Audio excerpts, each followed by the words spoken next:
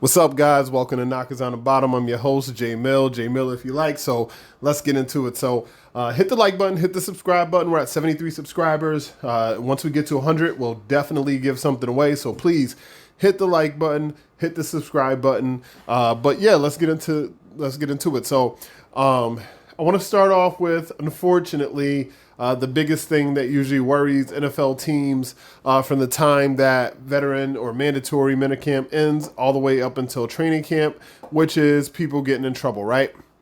So today, wake up to find out that Cavante Turpin has been arrested and is being held. Now, it's only $500 bond, but it is Sunday, so, you know, he might not be able to get to that judge till tomorrow, so he might have to spend a night. But $500 bond. Now, the charges are unlawful carrying of a weapon and possession of marijuana. They're two misdemeanors. That's why the bond is so little. So I don't think it's really anything to be like, the NFL's not going to suspend him for this, first off. And then second off, in Texas, unlawful carrying of a weapon is a very broad charge.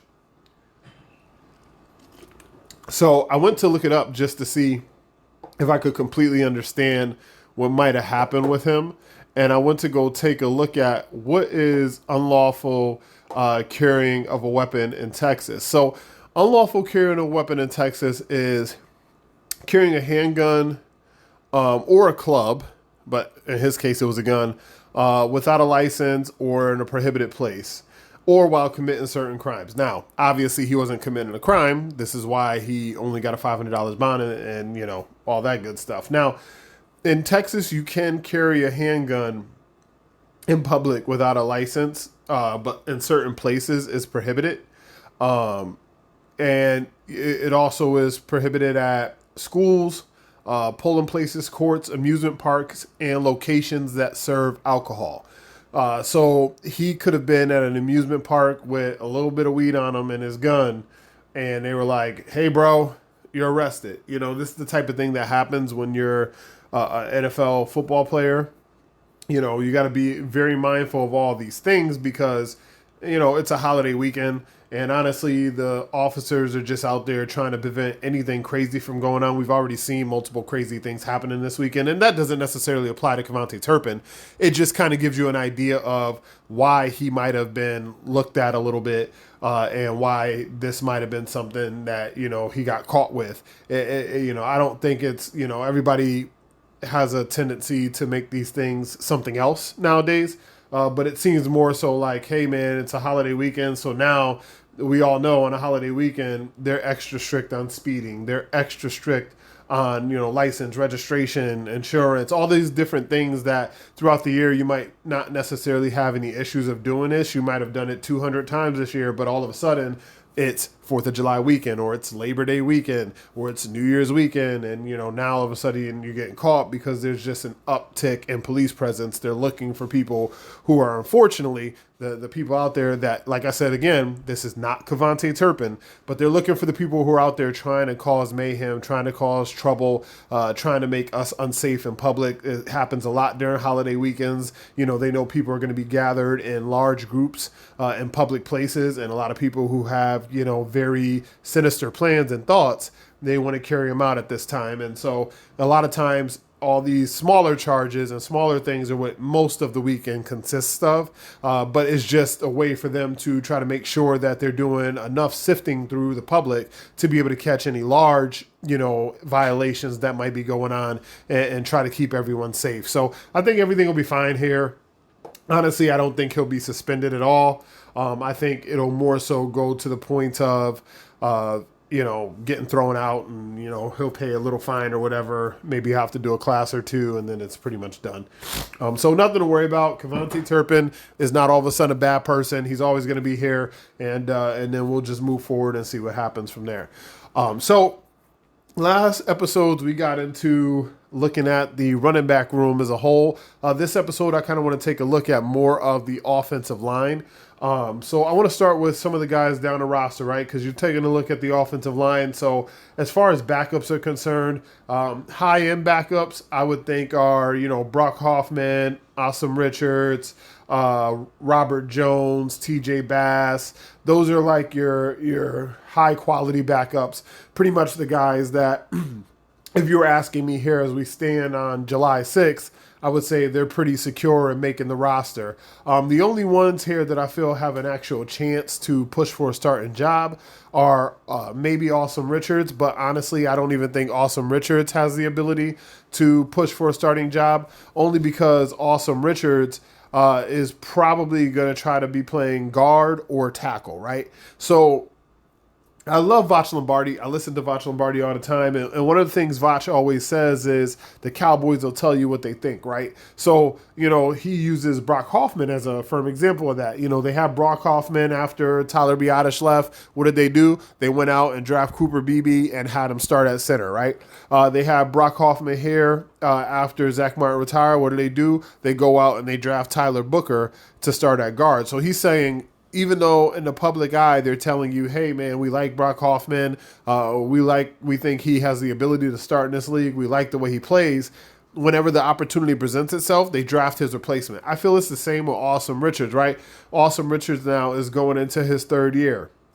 The first year he was here, we still had Tyron Smith, and even though he was old and long in the tooth, Awesome Richards was a rookie, so no real chance to compete there. He kind of just went by the wayside, tried to lift some weights, try to get better. Now, his second year, right, when Tyron Smith goes off, he signs with the Jets, Awesome Richards has now a chance to what? Take the left tackle job, right? Because nobody is there. What do? They go out, they sign the veteran guy, the Chuma Adoga, and then they draft Tyler Guyton, and they let those guys compete, for left tackle stops. Now, this year, Tyler Guyton looks like he's in better shape. He's ready to go. And, they didn't draft anyone there, because they have Tyler Guyton already still there, first-round pick, and Awesome Richards. So I don't think he's the closest to being able to compete for a starting job, but I don't think he's technically going to be able to compete with Tyler Guyton for a starting job. I think that job is Guyton's to lose, and I think Guyton would have to be basically horrible in order for Awesome Richards to get that job. Now, what that does provide is some quality depth, right? Because you have Awesome Richards who can play guard and tackle. And then you have Robert Jones there who is a guard guy. You have Brock Hoffman who can play some center and also play some guard. You got TJ Bass there. He's strictly a guard, but I think they did try him last year a little bit at center just, to cover themselves a bit. But I do think he's strictly a guard. And then we got some other fringe guys. You got Matt Waletzko, who I think his time is pretty much up. I think he's going to be out the door. You got Sadiq Charles. We'll see what happens there. He was retired. He's come back. So we don't necessarily know what we're going to get out of that signing because we don't even know how in shape he is and how much he fits the Cowboys' current system. So we'll have a little bit of work to do there. You have Nathan Thomas, a draft pick from last year. Maybe he has a little bit of an inside track depending on how strong he got and depending on, the way he picks up the playbook from the new guys, Connor Riley and what's the other guy? Connor Riley and I'm forgetting the other guy's name.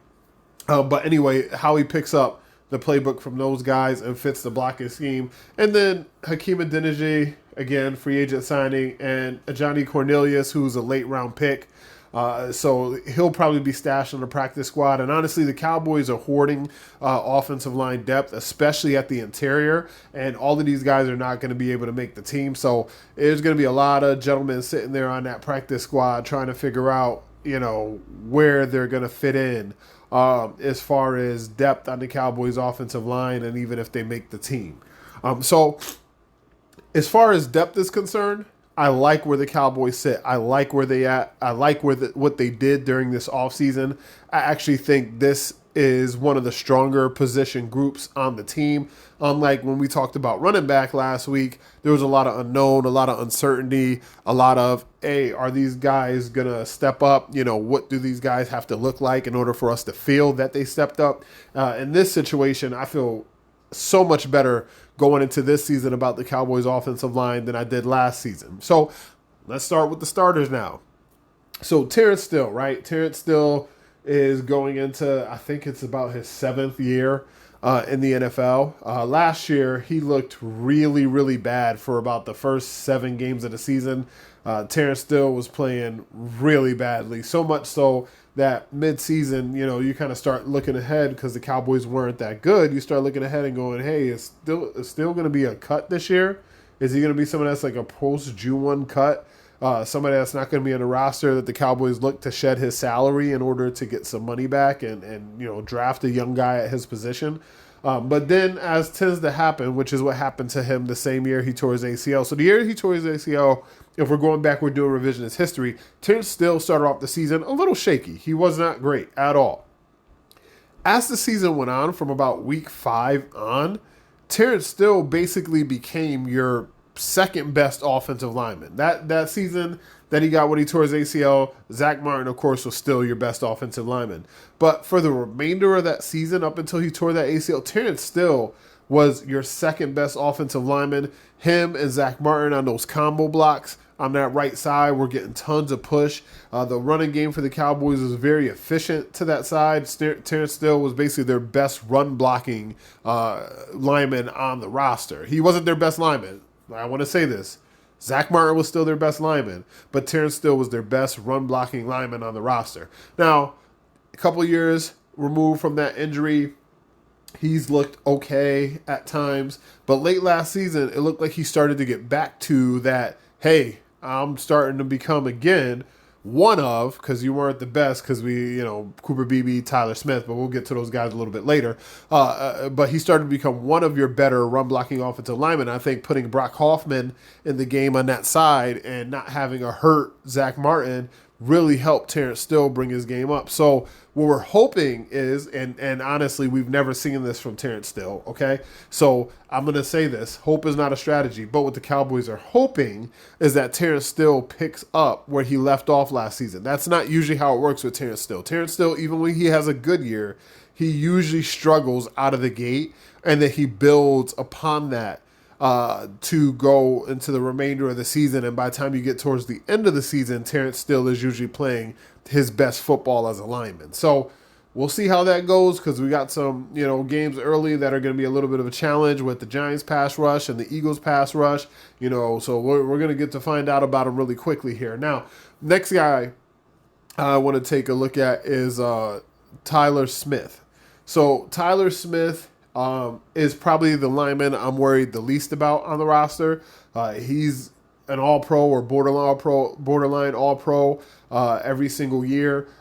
He is going to benefit a lot from the new offensive line coach and the offensive coordinator scheme. Those guys are going to be very technical, and he's already a player that plays with a lot of power and has been building on his technique year after year. So if you get a powerful, technically sound Tyler Smith, I mean, right now he's one of the top 5 guards in the NFL, but you might end up having the best guard in the NFL on your team come season's end, working with Tyler Smith.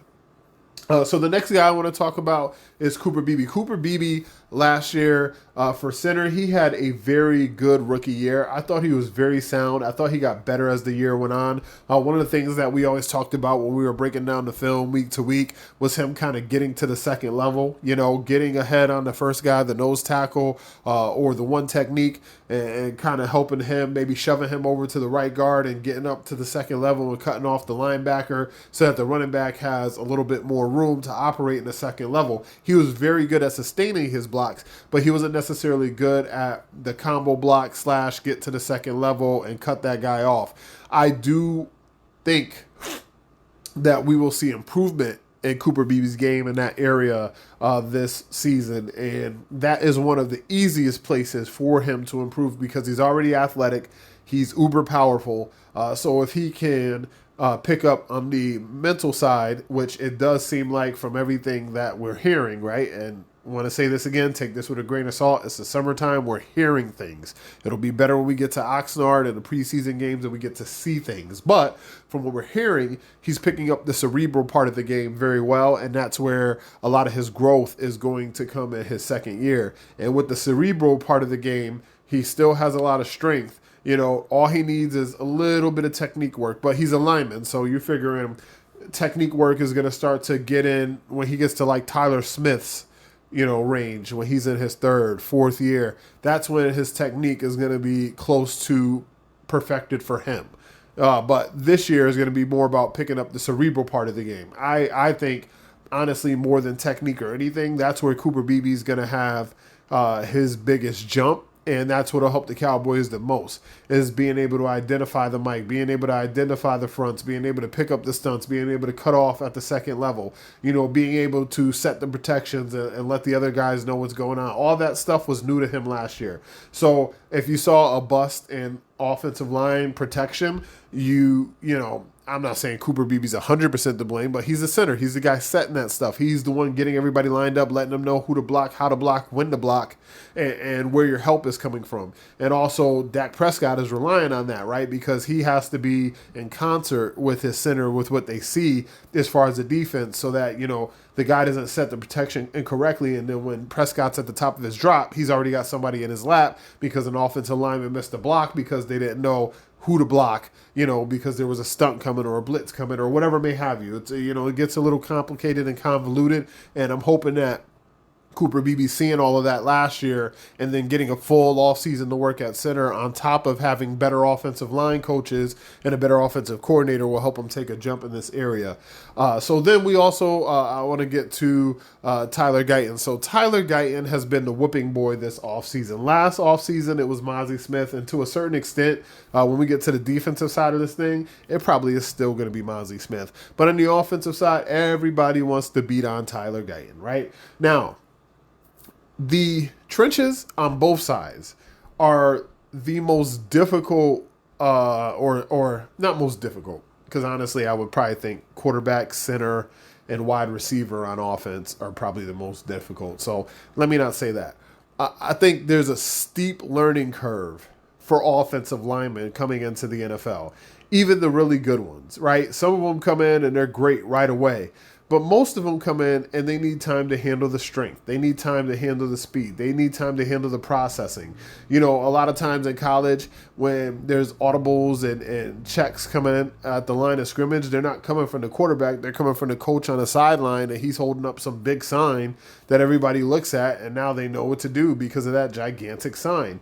It's not like that now. In the NFL, you don't get those. You get a little bit of signs from the sideline, but for the most part, the quarterback's making the different checks either by language or by hands, and you have to look at that. You have to look at your center, crowd noise, different things like that, and then body type. If you're switching positions, that adds an extra layer of difficulty because now all of your technique is being changed, right? If you are a right guard and you're switching to left guard to right guard, right tackle to left tackle, whatever may have you, foot stance changes, hand placement changes, your get off changes. Everything's flipped. It sounds easy. It's not. You know why it's not? Because when you're in the NFL, a lot of these techniques and things are what makes the major differences. It's not talent because everybody's talented here. So in college, you flip from the left to the right side and, you put somebody in the dirt. Why? Because you're just better than them. You know what I'm saying? That dude's, he's going to be, and shout out to him, not saying this is bad, but he's going to be an accountant. You know what I'm saying? He's going to be a lawyer.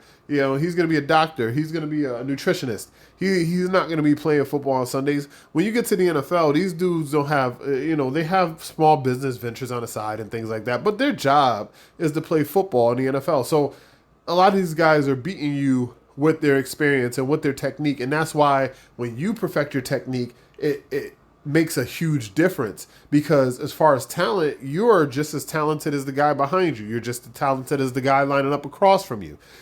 So you need to find your little advantages everywhere. And I think it's unrealistic that everybody expected Guyton to find all those little advantages in his first year. Of course, we knew he was raw coming in. We knew he was flipping from the right side to the left side. We knew he had a propensity for penalties already. So for us to sit there and think all of a sudden this guy's going to come in and all that's going to be clean, I think that's a little disingenuous. And I think to poop on Tyler Guyton going into his second year just because he wasn't a clean technician in his first year is misguided, right? That was not his game. Even in college, even playing on the side that he was familiar with, it wasn't technician that was the height of his game. The height of his game was athletic ability, right? So if he lost with power or he lost with technique, he was athletic enough to stay in front of guys to continue to win, right? So in the NFL, of course, that's what he's going to rely on first. I'm going to try to be athletic enough to stay in front of guys and win. But what happens is if you have bad hand technique and bad hand placement, you get a lot of penalties. As opposed to in college, you might be doing that, but that guy is not as explosive as the NFL guys lining up across from you. That guy's not Myles Garrett. That guy's not TJ Watt. There's Matabuke. There's not those type of explosive athletes. There's some, but there's not those type of explosive athletes. So in college, when you're losing that way, but you're winning with your athleticism, you're not getting as much penalties because that guy's not as explosive. In the NFL, if you lose that way and try to win with your athleticism, newsflash, everybody's athletic. So now that is not your calling card, and you have to at least become great at one of two things. You have to either become a tremendous technician, which means awesome hand placement, awesome footwork, great timing, good reach, good bend, using leverage to your advantage, right? Or you have to be powerful. You have to be very, very strong. So, hey, I'm coming in, I've got the athleticism, right? But I don't have the technique, but I have the strength. So now when I'm losing on technique, I can rely on strength. The problem with Guyton's rookie year is he didn't have good technique or good strength. So he only had one trait that he could fall back on to win on certain downs. And if he wasn't just able to win in that way, then it looked very bad, which is what you expect from somebody who's a raw prospect. I think going into this year, the upside is he's getting the coaching to help his technique and he's building his strength. I don't know which one he's going to be able to rely on once we get to the season, but that is going to be the judgment or the thing that determines the outcome of how good Tyler Guyton's season is. If he's gotten extremely strong from year 1 to year 2 and he's able to fall back on that, then he'll be okay. If he's gotten much better technically from year 1 to year 2 and he's able to fall back on that one, he's going to be okay. And God forbid, he's gotten much stronger and much better technically combined with his athleticism. Well, that's the reason why you draft him in the first round, because the Cowboys look at that and they say, hey, that guy puts together the technique with the strength, with the athleticism. Hey, we watched that in Tyron Smith for, over a decade, and dude was amazing. So that's what the Cowboys are banking on. I don't know which one. I would say he's going to exceed in one or the other this year. It'll just be which one it is. If you ask me right now what I think it'll be, I actually think it'll probably be technique over strength. I think he probably has another year or two to really grow into his body and build the real strength that he wants, but we'll see what happens. And then there's Tyler Booker. Tyler Booker's a rookie, man. I'm looking forward to this guy. I love him. He's intense. He's already strong. He's mentally capable. And he has the right type of personality, the one that you want for your offensive lineman. I'm not talking about Jason Garrett, right kind of guy. I'm talking about he's a big, mean, just really want to move some bodies off the line of scrimmage type of guy. And I like that. And I actually think for this offensive line to go together well, especially with him on the same side as Terrence Steele, that's kind of exactly what they need. It'll give Dak Prescott some confidence in the middle of the pocket to have Tyler Smith, Cooper Beebe, Tyler Booker. There's no bull rushes, going up the front, up the middle to get somebody home. If you're going to get pressure, it's probably going to be from the edges because those three guys in the middle are going to be pretty stout. And not just Dak Prescott, they're also going to be able to move bodies in the running game and open up some holes so that you can get whoever wins the running back job some yards there. And God forbid you have somebody like Jaden Blue who's got that home run hitting ability and you give him a crease and all of a sudden he's into the open field. I mean, it looks on paper, the offensive line looks like it's probably going to be the best unit on the team. And honestly, if this team wants to do anything this year, which I hope they do, I hope they do something, but I also hope they want to do something. But if you look at this team this year, I mean, if this offensive line is what it looks like, and this is not even going to be the best iteration, right? Because you got this line. These guys, besides Terrence Steele, are all young. In another year or two, this offensive line is going to be just it's going to be giving people nightmares. You know what I'm saying? So hopefully they get it together. But just taking a look at the offensive line, I love it. I love the depth. I love the starters, and I do think this unit has the opportunity to be not only one of the best units, if not the best unit on the team, but one of the best units in the league. But that's all I got for you guys today. Thank you guys so much for tuning in. Hit the like button, hit the subscribe button. You can follow me on Twitter at JMillerIYL. Again, that's J Miller if you like. You can also hit me up at knockersonthebottom@outlook.com. Sorry, knockersonthebottom@outlook.com. You can hit me at knockersonthebottom@gmail.com. You can leave comments below if there's something specific that you want me to cover, any questions that you may have, or just anything you want to say. I'll take them here. I'll take them via Twitter, take them via email. But thank you guys so much for tuning in. Until next time, I'm your host, J Miller if you like. This has been Knockers on the Bottom. Peace.